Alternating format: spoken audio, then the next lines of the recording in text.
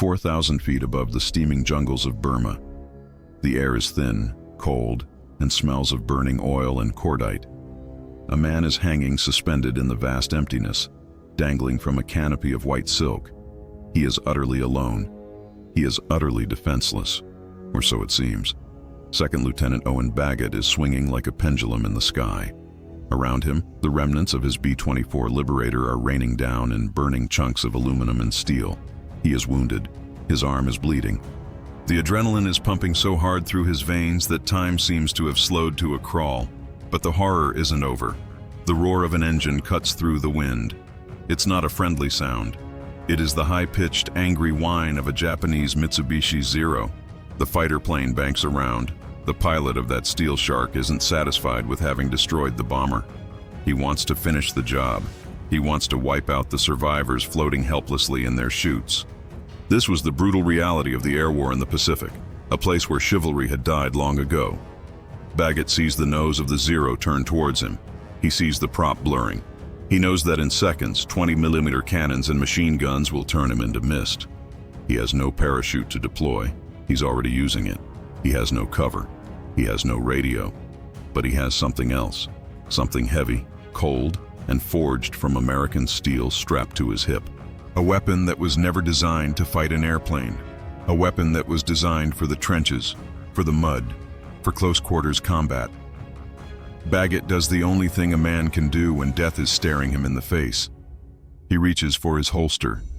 He wraps his hand around the checkered grip of his Colt M1911 .45 caliber pistol. A handgun against a fighter plane. It sounds like a joke. It sounds like suicide. But in the next few seconds, the impossible is about to happen. How does a pilot falling through the sky challenge a machine of war with a mere pistol? And is it possible that the old reliable had one more miracle left in its magazine? To understand the gravity of this moment, we have to understand the weight of the metal in Owen Baggett's hand. Today, modern service pistols are often made of polymer. They are light, high-capacity, efficient tools. They feel like appliances. But the M1911 was different. If you have ever held a vintage 1911, you know the feeling. It feels like shaking hands with history. It feels like holding a piece of a railroad track. It is solid steel. When you rack the slide, it doesn't click. It clanks with a mechanical authority that vibrates up your arm. It was designed by the genius John Moses Browning, a man who didn't believe in half measures. The gun was born out of failure. During the Philippine-American War, at the turn of the century, American troops found that their standard .38 caliber revolvers were useless against the Moro warriors. The warriors, often in a trance-like state during combat, would take multiple hits and keep charging, hacking soldiers down with bolos. The U.S. Army realized they didn't need a gun that just made holes. They needed a gun that hit like a freight train. They needed stopping power. They got the .45 ACP. A round that moves slow and heavy, a round that doesn't just wound, it knocks the fight out of a man. Adopted in 1911, this pistol served in the mud of the Somme in World War I. It cleared tunnels in the Pacific. It stormed the beaches of Normandy. It was the security blanket for millions of GIs. They called it Old Reliable because you could drop it in the sand, drag it through the swamp, and it would still fire. But the manual says the effective range of a 1911 is about 50 yards. Maybe 75 if you are an expert marksman on a calm day at the range. It certainly doesn't mention an effective vertical range against a moving aircraft traveling at 300 miles per hour. That is physically impossible. That is the realm of fantasy. Yet, on that fateful day in March 1943, the manual didn't matter. The physics didn't matter. The only thing that mattered was the man, the moment, and the 7 rounds in the magazine. But before we pull the trigger, we must ask, who was the man crazy enough to try this? Owen J. Baggett was born in Graham, Texas in 1920. If there is a stereotype about Texans and their relationship with firearms, Baggett was the living embodiment of it. He didn't just carry a weapon because the Army told him to. He understood it. He respected it. He was young, barely in his early 20s, full of that specific brand of American confidence that defined the generation. He had graduated from university in 1941 and immediately enlisted in the Army Air Corps. By 1943, he was a second lieutenant stationed in British India, flying missions over Burma. He was the co-pilot of a B-24 Liberator. The B-24 was a beast of a plane. They called it the Flying Boxcar. It was faster than the famous B-17, carried a heavier bomb load, and had a longer range. But it was also harder to fly. It was physically demanding. The pilots had to wrestle the yoke for hours on end. And unlike the B-17, which could take a beating and come home, the B-24 was fragile. Its wings were known to fold if hit in the wrong spot. It was a machine that demanded respect and punished mistakes. Bagot was part of the 7th Bomb Group. These men were operating at the end of the supply line. The China-Burma-India theater was often called the Forgotten Theater. While the eyes of the world were on Europe or the island-hopping campaigns in the Pacific, the men in Burma were fighting a brutal war against the Japanese over unforgiving jungle terrain. If you went down there, the jungle would kill you just as fast as the enemy. Bagot wasn't a superhero. He was a kid from Texas doing a job. He wrote letters home. He worried about the heat, the bad food, and the mosquitoes. But he was also sharp. He paid attention to details. And crucially, he kept his M1911 clean, oiled, and ready. It was his last line of defense, a comforting weight on his hip in a world where death came from the sky.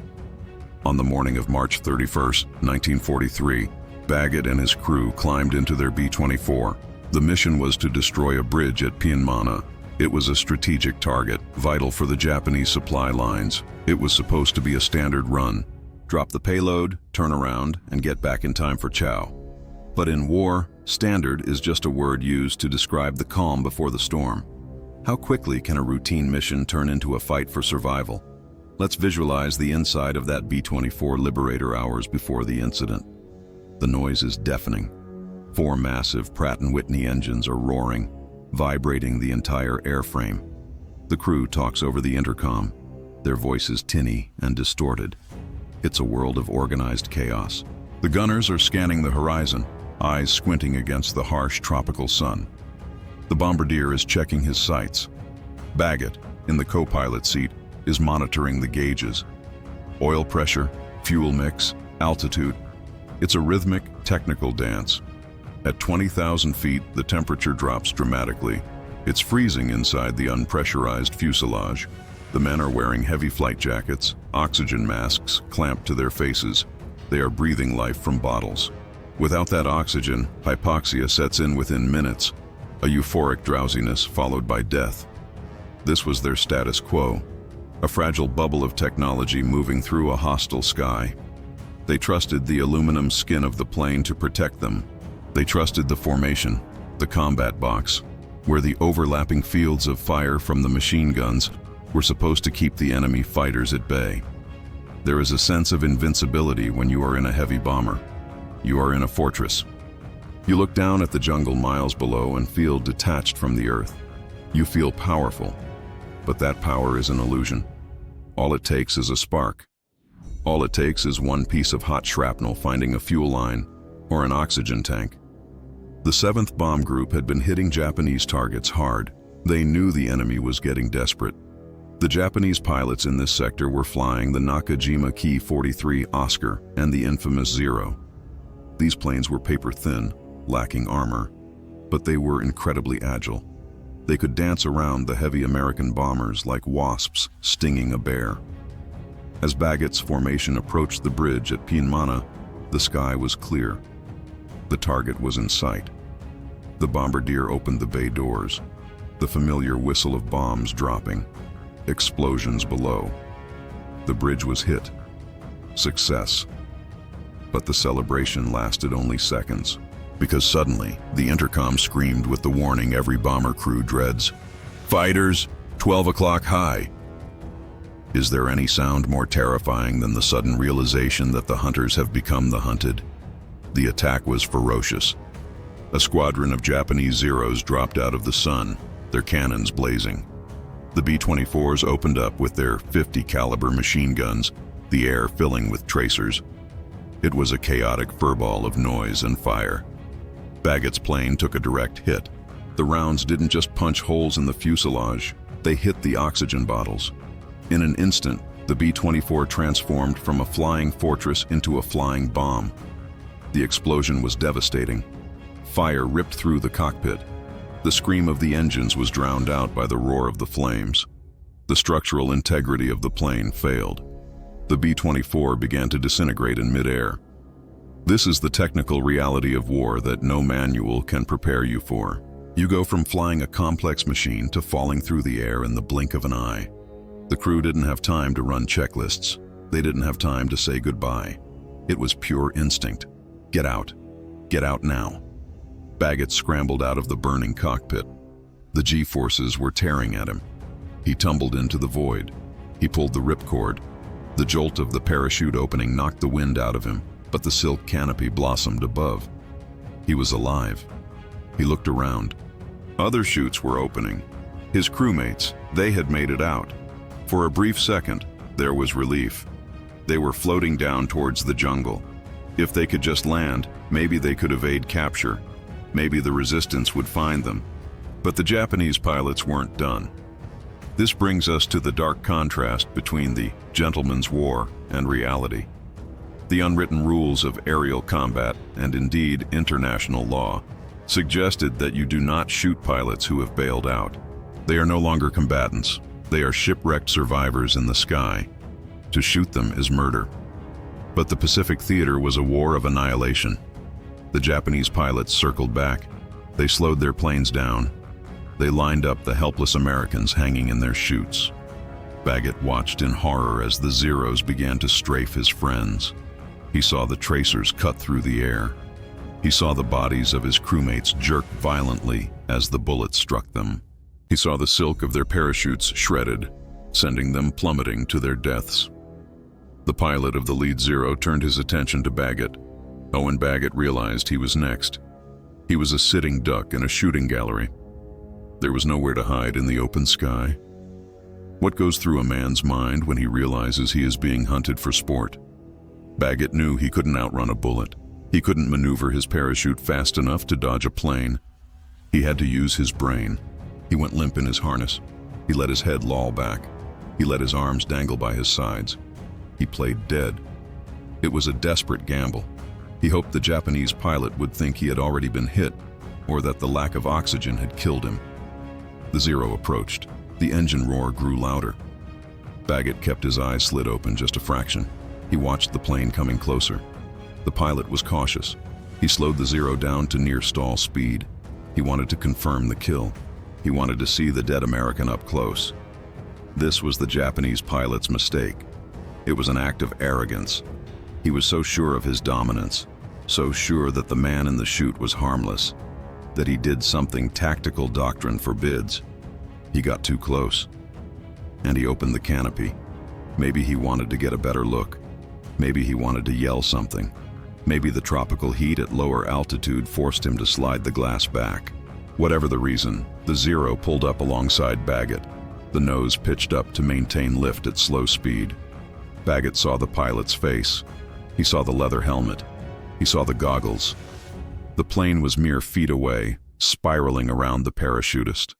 The status quo of the victim had changed. Baggett was no longer a helpless target. He was a trapped animal with fangs. He knew he had one chance, one split second. If he moved too soon, the pilot would throttle up and circle back to machine gun him. If he waited too long, the plane would pass. His hand crept to his holster. He unsnapped the leather strap.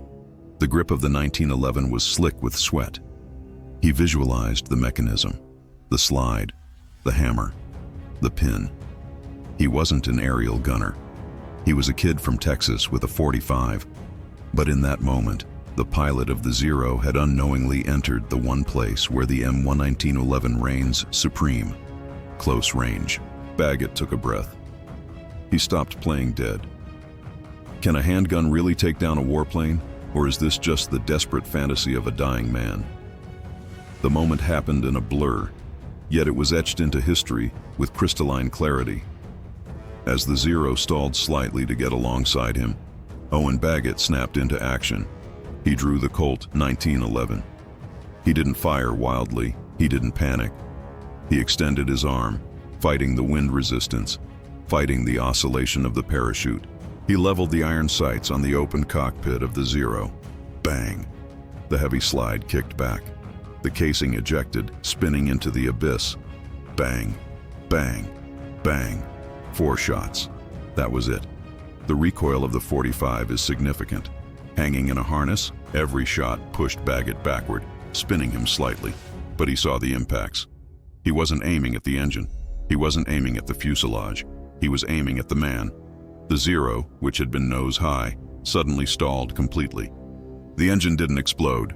The wing didn't fall off. But the control was lost. The plane shuddered. Then, it nosed over violently. It entered a tight, uncontrolled spin. Baggett watched as the fighter plane spiraled down towards the jungle canopy below. It didn't pull out. It didn't recover. It simply fell, a dead weight, until it crashed into the trees and exploded in a ball of fire. Silence returned to the air, just the wind whistling through the rigging of the parachute. Baggett was alone again. His heart was hammering against his ribs like a trapped bird. Had he done it? Had he actually done it? Or had the pilot simply lost control on his own? There was no time to celebrate. The ground was rushing up to meet him. Baggett landed hard in the jungle. He gathered his chute, hit it, and began to move. But the enemy was everywhere. He evaded capture for a short time, but eventually, the Burmese jungle and the Japanese patrols caught up with him. Owen Baggett was captured. He became a prisoner of war. He was stripped of his gear. He was stripped of his freedom. But they couldn't strip him of what he had seen. But the story doesn't end in the jungle. The confirmation, the proof, would come in the most unlikely of places. Baggett was sent to a POW camp in Singapore. Life in the camps was a living hell. Starvation, disease, brutality. Men withered away, turning into skeletons. Hope was a dangerous thing to hold on to. Baggett kept his head down. He survived. He didn't brag about his exploit. Who would believe him? It sounded like a fever dream. I shot down a Zero with a pistol. It was the kind of story a man tells when he's lost his mind. But months later, something strange happened. A Japanese colonel, a man of some rank and honor, visited the prison camp. He was looking for the American pilot named Baggett. Baggett was pulled from the line. He expected execution. He expected torture. Instead, the colonel looked at him with a strange expression. Curiosity. Respect. The colonel told him that they had found the crashed Zero. They had recovered the body of the pilot. The pilot had been thrown clear of the wreckage.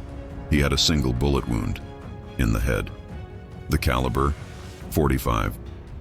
The colonel wanted to see the man who had made that shot. In the twisted code of the warrior, even the enemy had to acknowledge a feat so improbable, so audacious, that it defied the logic of war. The story spread through the camp in whispers. It gave the men something to hold on to. It was a reminder that even when you are stripped of your bomber, your formation, and your freedom, you are not powerless. As long as you have a will to fight and a 1911, you have a chance. The statistics of the war didn't change because of this. The B-24 was still vulnerable. The Zero was still deadly. But for the men of the 7th Bomb Group, the legend of Owen Baggett became armor. It was proof that the old reliable was more than just a gun. It was a talisman. Baggett survived the war. He was liberated from the camp at the end of hostilities. He came home to the United States, a man who had walked through the valley of the shadow of death and shot the devil in the face. But what happens to a legend when the war ends? Owen Baggett retired from the Air Force as a colonel. He lived a quiet life. He worked in the defense industry. He passed away in 2006. He never sought fame. He never tried to turn his story into a Hollywood movie. He was a humble man who simply did what he had to do to survive. But in the gun community, in the halls of military history, and among those who carry the 1911 today, his name is spoken with reverence. There are endless debates on internet forums. Physics experts calculate the trajectory. Skeptics say it was luck. They say the pilot probably stalled and crashed on his own, and the bullet wound was a coincidence. But let's look at the facts. A plane crashed, a pilot died, an American survived, and the weapon he held was the M1911. This story highlights why the 1911 held on for so long. The US military kept it in service for over 70 years. It was replaced in the 1980s by the Beretta M9, a 9mm pistol. Soldiers complained. They missed the weight.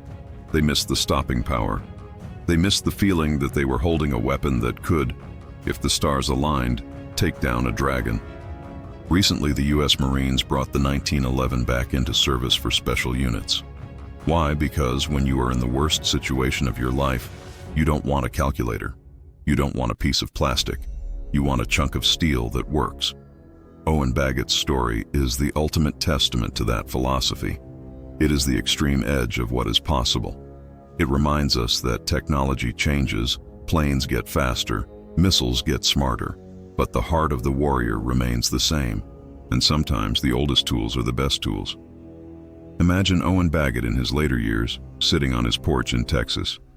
He looks up at the sky. He hears the sound of a jet engine passing high overhead. He looks at his hands that are now wrinkled and spotted with age. He remembers the cold wind, the smell of burning aluminum, the face of the Japanese pilot. He remembers the weight of the steel. The story of the pilot who shot down a plane with a pistol isn't just about marksmanship. It's about the refusal to give up. It's about that split second where you decide that you will not die today. It's about the defiant roar of a .45 caliber round against the indifference of the universe. We live in a world of high-tech warfare. Drones, cyber attacks, stealth bombers. It's easy to forget the human element. It's easy to forget that at the end of the day it comes down to one person, one decision, and the tools they trust.